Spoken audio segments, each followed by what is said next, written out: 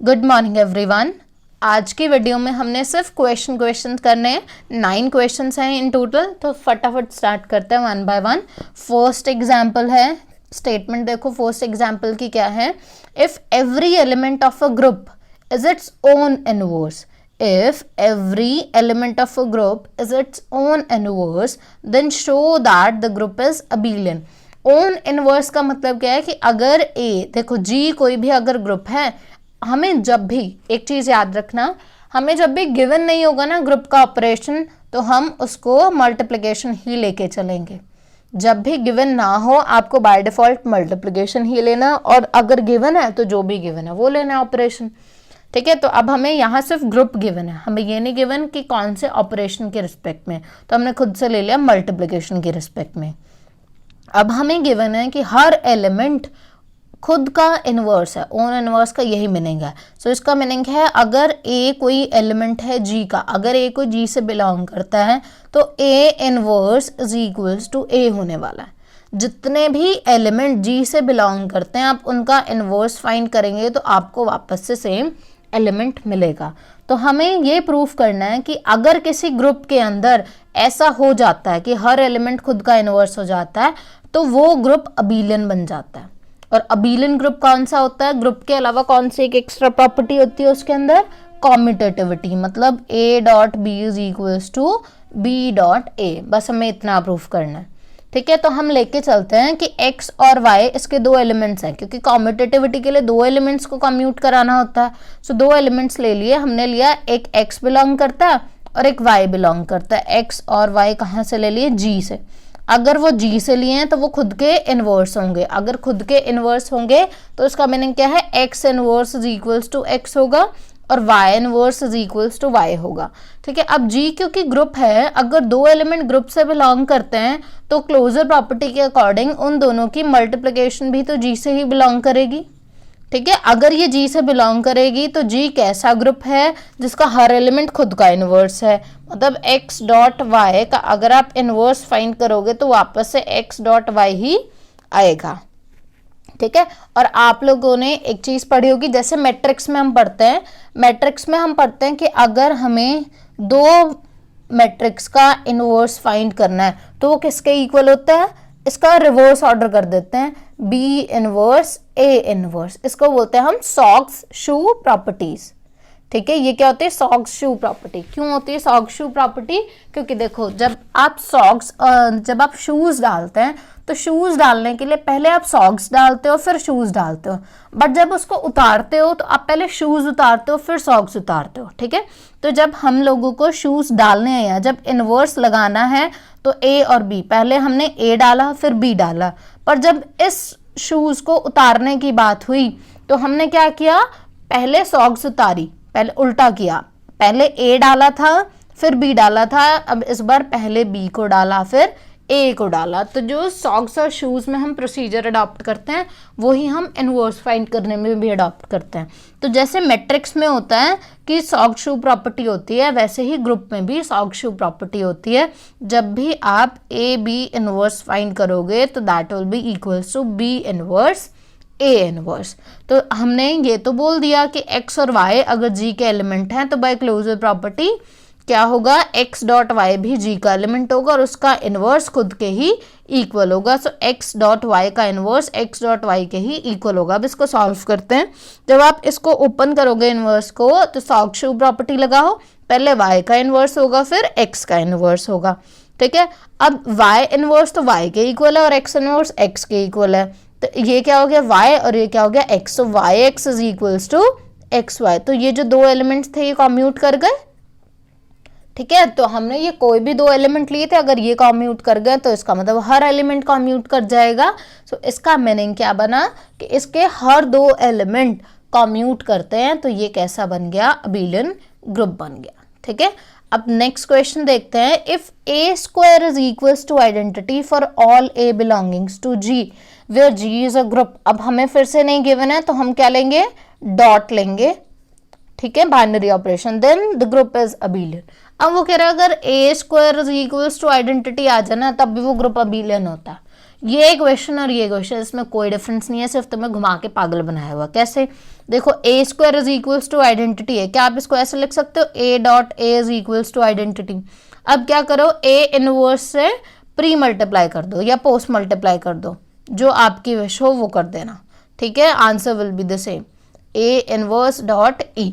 तो देखो ये क्या हो जाएगा, ए इनवर्स डॉट ए, क्योंकि ग्रुप है, ग्रुप में एसोसिएटिव प्रॉपर्टी होल्ड करती है। आइडेंटिटी को किसी भी एलिमेंट से मल्टीप्लाई करो तो सेम एलिमेंट मिलके आता है, एलिमेंट और उसके इनवर्स को मल्टीप्लाई करते हैं तो identity, identity into A is equals to A inverse. तो आइडेंटिटी को ए से मल्टीप्लाई किया तो A, so A is equals to A inverse. इसका मीनिंग क्या आया कि हर एलिमेंट खुद का ही इनवर्स है। तो ये यही वाला तो एग्जाम्पल हुआ, ठीक है। सिर्फ घुमा फिरा के कान इधर से पकड़ो या उधर से पकड़ो, बात सेम ही रहती है। तो चाहे ये एग्जाम्पल दो या ये एग्जाम्पल दो, पहले आप ये दिखा दोगे कि ये भी क्या देता है, a is equals to A inverse ही देता है जब भी आप a square is equals to identity लेते हो। फिर उसके बाद वापस से एग्जाम्पल नंबर 1 ही सॉल्व करना है। अब नेक्स्ट एग्जाम्पल देखो, नेक्स्ट एग्जाम्पल है prove that a group is abelian if and only if. Group abelian होगा कब, अगर ए और बी क्या है, उसके दो एलिमेंट्स हैं, ए बी का स्क्वायर आप फाइंड करने लोगो तो वो ए स्क्वायर बी स्क्वायर के इक्वल आ जाए तो वो ग्रुप अबेलियन बन जाएगा। अब कैसे, हमें दोनों चीजें लेके चलनी पड़ेंगी। पहले हम लेके चलते हैं कि ग्रुप क्या है, अबेलियन है। अगर हम लेके चलें ग्रुप अबेलियन है तो हमें ये वाली चीज प्रूफ करनी पड़ेगी। सो टू प्रूव दिस, हमें ये प्रूफ करना है, ओके। अगर ये प्रूफ करना है तो हम क्या करें, हम right side left side pick कर लेते हैं, इसको सॉल्व करते हैं, देखते हैं राइट साइड के इक्वल आएगी या नहीं आएगी। सो एलिमेंट ए बी का स्क्वायर मींस ए बी और ए बी को मल्टीप्लाई करना है। अब एसोसिएटिविटी लगा दो, हम हमेशा ब्रैकेट्स इंटरचेंज कर सकते हैं, तो ये बी ए एक ब्रैकेट में आ जाएगा। अब क्योंकि ग्रुप अबेलियन है तो a b is equals to b a, तो यहाँ बी ए के प्लेस पे आप ए बी लिख दो। जैसे आप ए बी लिखोगे फिर ब्रैकेट्स वापस से चेंज कर दो, ठीक है। तो ये क्या हो जाएगा, ए ए और बी बी, तो a is a square and b b is b square, तो ए स्क्वायर बी स्क्वायर आ गया। अब कन्वर्स में हम लेके चलेंगे कि ए बी का square is equals to a square b square. अब हम प्रूफ करेंगे कि ग्रुप अबेलियन है, मीन्स हम क्या प्रूफ करेंगे, a b is equals to b a आएगा। This is to proof. तो ए इसको ले लो फटाफट से, ठीक है। अब इसी को सॉल्व करना स्टार्ट करते हैं। तो ए बी लिखेंगे इसको, और a square means a into a, b square means b into b, brackets interchange कर दो दोनों साइड, ठीक है। ये बी आ गया, ये ए बी आ गया। अब देखो दोनों साइड ए बाहर है, ठीक है, दोनों के लेफ्ट में ए है, दोनों के राइट में बी है। तो आप क्या करो, यहाँ पे प्री मल्टीप्लाई कर दो ए इनवर्स से और पोस्ट मल्टीप्लाई कर दो बी इनवर्स से, तो ये आइडेंटिटी बन जाएगा, ये भी आइडेंटिटी बन जाएगा। बचेगा इधर बी ए और इधर बचेगा a b. So b a is equals to a b आ जाएगा। So this implies our group is abelian, ठीक है। Next example, this is an very important example, ध्यान से समझना, बच्चों को समझ नहीं आता है और पेपर में ये काफी बार आ चुका है, ठीक है। So this is an important example, star mark कर लो इसके ऊपर। क्या है example, if a group has 4 elements, अगर किसी ग्रुप के पास 4 एलिमेंट हैं तो वो हमेशा अबेलियन होगा। मतलब आप दुनिया का कोई भी ग्रुप उठा के ले आओ जिसके अंदर 4 एलिमेंट्स हैं, ठीक है, तो वो ग्रुप क्या होगा, अबेलियन ही बनता है। अब कैसे, अब 4 एलिमेंट हैं तो ग्रुप के अंदर आइडेंटिटी होती है, तो एक हमने ले लिया ई और बाकी 3 एलिमेंट्स को ए बी सी ले लिया, ठीक है। So these let these 4 are the elements of G. और जब भी हमें गिवन नहीं है कि ऑपरेशन कौन सा है तो मल्टीप्लिकेशन ही लेके चलते हैं।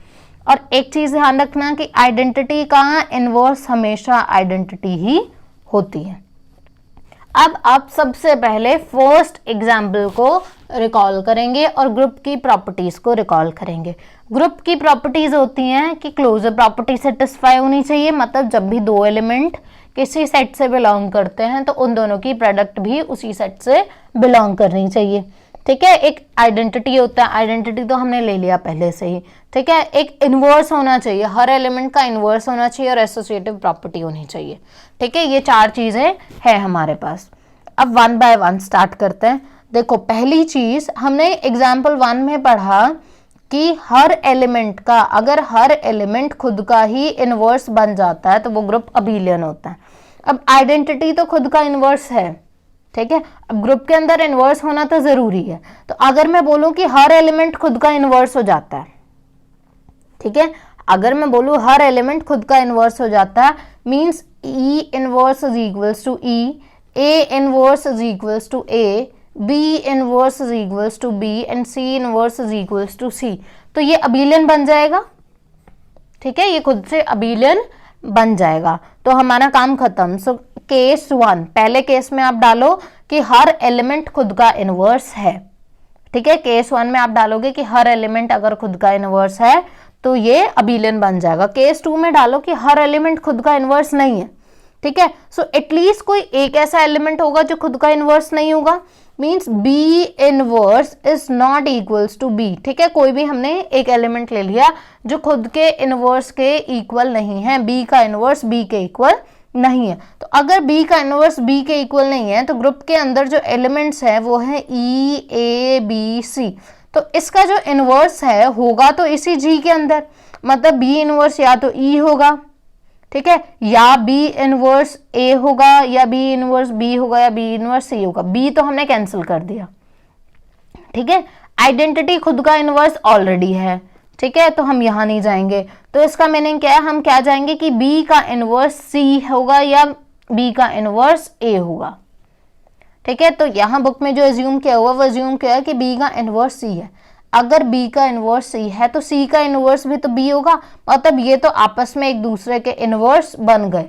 अब एक एलिमेंट बचा A जिसका कोई इनवर्स नहीं मिला, E का इनवर्स खुद वो है, B का इनवर्स C है, C का इनवर्स B है, मतलब A का इनवर्स खुद को ही होना पड़ेगा, ठीक है। सो इसका मतलब ग्रुप के पास एटलीस्ट एक एलिमेंट और होगा जो खुद का ही इनवर्स होगा, इसलिए उन लोगों ने स्टार्टिंग में, ठीक है, इसलिए उन लोगों ने स्टार्टिंग में ही लिख दिया है कि क्योंकि ग्रुप के पास 4 एलिमेंट्स हैं तो कम से कम एक एलिमेंट और होगा जो खुद का इनवर्स होगा। ये मैंने इसलिए आप लोगों को स्टार्टिंग में ये नहीं बताया था, नहीं तो आप कंफ्यूज हो जाते कि हमने क्यों लिया कि एक एलिमेंट और होना चाहिए, तो वो यहां से पता लगता है, क्योंकि अगर हम एक भी कोई एलिमेंट ले लेते हैं ना जो किसी और का इनवर्स है, B C का इनवर्स है, तो एक एलिमेंट हमेशा रह जाएगा। अगर आप ये ले लेते हैं ना कि A का इनवर्स B है और B का इनवर्स A है, तब C खाली रह जाता, तब हमें C inverse is equals to C लेना पड़ता, ठीक है। तो हर बार एक एलिमेंट बचेगा ही बचेगा जिसको खुद का इनवर्स होना ही पड़ेगा। तो अब सेकंड जो केस है उसमें हमारे पास 2 चीजें हैं कि एक तो E का इनवर्स E ही है और A का इनवर्स A ही है, ठीक है, और B इनवर्स C है और C इनवर्स B है।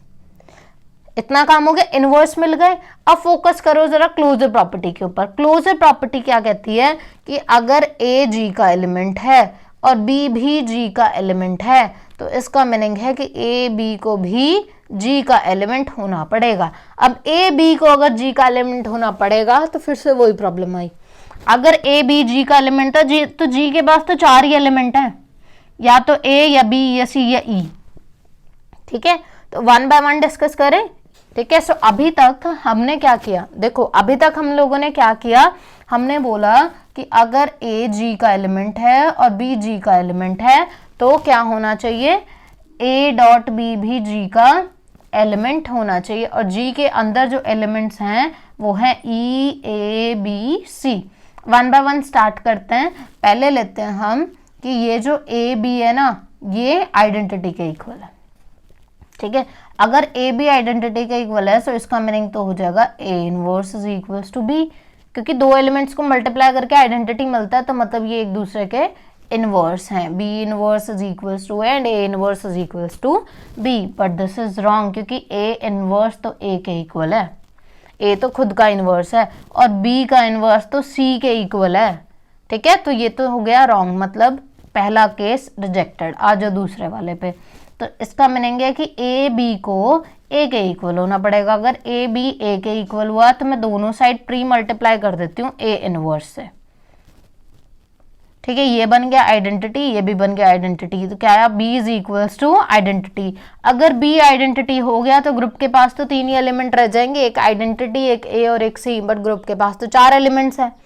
सिमिलरली अगर आप करेंगे कि a dot B is equals to B, तो पोस्ट मल्टीप्लाई कर दो b इनवर्स से, तो आपको मिलेगा a is equals to identity, फिर भी 3 एलिमेंट रह जाएंगे, सो ये भी पॉसिबल नहीं है। So we are left with only one case कि a डॉट b को c होना पड़ेगा, ठीक है, a डॉट b को c होना पड़ेगा। ऐसे ही अगर देखो, अब हमने इससे ये फाइंड कर लिया कि a डॉट बी c होगा, ठीक है। सिमिलरली अगर मैं देखूं b भी g का एलिमेंट है, c भी g का एलिमेंट है, तो b डॉट c, ठीक है, b डॉट c क्या होगा, उसको भी यही होना चाहिए, बट b और c तो एक दूसरे के इनवर्स हैं, तो b डॉट c तो आइडेंटिटी है और वो इसमें है, काम चल जाएगा। तो अब कितने एलिमेंट्स थे, एक a था, एक b था, एक c था, एक आइडेंटिटी था। आइडेंटिटी की तो सबके साथ प्रोडक्ट करो, वो काम चल जाता है। अब हमें ये चेक करना है कि a का b के साथ तो c आ रहा है, अब a का c के साथ क्या आएगा, ठीक है, a g का एलिमेंट, c g का एलिमेंट, तो a c भी g से बिलोंग करना चाहिए। तो जैसे आपने फाइंड किया कि a इंटू बी सी आ रहा है, ऐसे ही आप लोग बिल्कुल सेम मैनर में फाइंड करेंगे कि a इंटू सी कितना आएगा, b आएगा। तो आप अब कॉम्पोजिशन टेबल बना के देखते हैं, ठीक है। कॉम्पोजिशन टेबल याद है सबको, जितने एलिमेंट्स होते हैं वो दोनों साइड लिख देते हैं, फिर e का सबके साथ, आइडेंटिटी को किसी के भी साथ मल्टीप्लाई करो, सेम ही एलिमेंट देती है। फिर आप a को e के साथ करोगे तब भी a देगा, a को a के साथ करोगे तो a स्क्वायर कितना आएगा, देखो आपको याद होगा कि जब a inverse is equals to a था, तो हमने a square is equals to identity से यही निकाल लिया था वापस, मतलब a स्क्वायर कितना आएगा, आइडेंटिटी। तो मैंने यहाँ लिख दिया आइडेंटिटी, a इंटू बी अभी फाइंड किया है c होता है, a इंटू सी अभी फाइंड किया है b होता है, ठीक है। ऐसे ही आपको ये पूरी कॉम्पोजिशन टेबल फिल करनी है, बट आप दो जगह अड़ जाओगे। जब आप b को b से मल्टीप्लाई करोगे तो क्या आएगा यहाँ ये पोजीशन पे, और जब आप c को c से मल्टीप्लाई करोगे तो क्या आएगा, क्योंकि a तो खुद का इनवर्स था इसलिए a स्क्वायर आइडेंटिटी हो गया था, बट b स्क्वायर और c स्क्वायर कहाँ जाएगा, ठीक है। b को b से मल्टीप्लाई करो तब भी तो यही होना चाहिए, b को c से मल्टीप्लाई करो तब भी यही होना चाहिए। अब हमें पता होता है कि जब हम कॉम्पोजिशन टेबल बनाते हैं ना और g ग्रुप होता है, तो उसके हर रो और हर कॉलम में ना डिस्टिंक्ट एलिमेंट्स आते हैं, और वो एलिमेंट भी कहाँ के आते हैं, g के ही आते हैं। तो आप इस रो और इस कॉलम में ध्यान दो कि क्या नहीं है, इस रो में b है, c है, e है, कौन नहीं है, a नहीं है, तो यहाँ a ही आएगा, तो b स्क्वायर a ही होगा। ऐसे ही इस रो में ध्यान दो, c है, b है, e है, कौन नहीं है, a नहीं है, तो a ही होगा।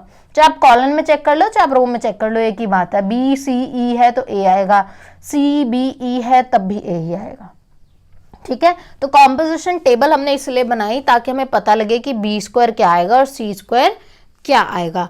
अब आप कॉम्पोजिशन टेबल से एक और चीज देख सकते हो, हमें चेक करना है ना कि ये कॉम्पिटिटिव है या नहीं। तो कॉम्पिटिटिव के लिए आप हमें कॉम्पोजिशन टेबल में चेक करके देखो कि जब भी आप a को b से मल्टीप्लाई करा रहे हो तो c आ रहा है, ठीक है। a को b से मल्टीप्लाई किया तो c आया, b को a से मल्टीप्लाई किया तब भी c आया।